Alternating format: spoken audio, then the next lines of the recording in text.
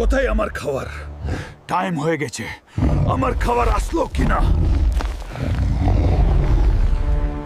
কই গ্রামবাসী, আমার খাবার কই? একটা ছাগল পাঠাও তাড়াতাড়ি। এই নাও হুজুর তোমার আজকের খাবার। দেরি হওয়ার জন্য মাফ করে দিবেন। এই দৈত্যকে হার মানানো অত সহজ না। বাসইল নামে একটা গ্রামে হুলক রয়েছে, একমাত্র সেই ওই দৈত্যকে হারাতে পারে। কিন্তু হুজুর, ওই হুলক তো একটা বলদ ছেলে, ও কিভাবে পারবে দৈত্যকে হারাতে?